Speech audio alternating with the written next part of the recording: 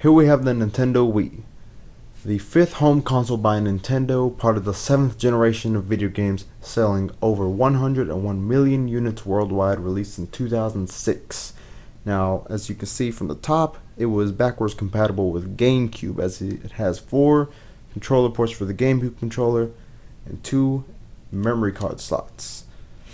Now, as you look at the front, you have power, reset, a sync button, an eject, and an SD card slot.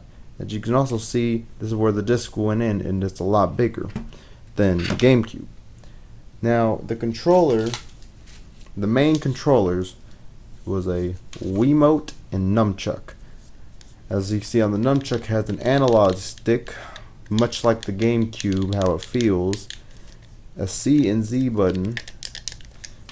On the Wiimote, you have a D-pad, a power button, an A, a B, plus minus home 1 and 2. Now, it did various things. Sure, you can play a lot of games like an NES controller, with this being B and A, and just being the D-pad, moving around. But most games are played by using motion.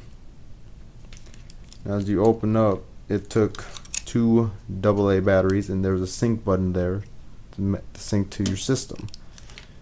Now, there is a Pro controller, which pretty much puts this into one, and all you had to do was plug it into here to make it wireless, because you couldn't wire it in.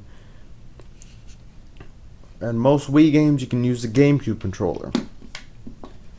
There isn't too much to say about it.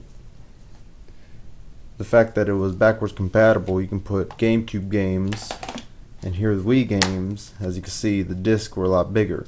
They were not HDMI, as looking at the back, you have 2 USB ports, an AV out, a sync, or not a sync, but a slot for your motion bar. That way you can have it plugged in, and it's a really long cord, so you set it on top of your TV, power adapter. So it wasn't high definition like the PS3 or Xbox 360, but it was still really fun, with Wii Sports selling the most, and it was probably one of the best games of that decade. And that is pretty much all I have to say about the Nintendo Wii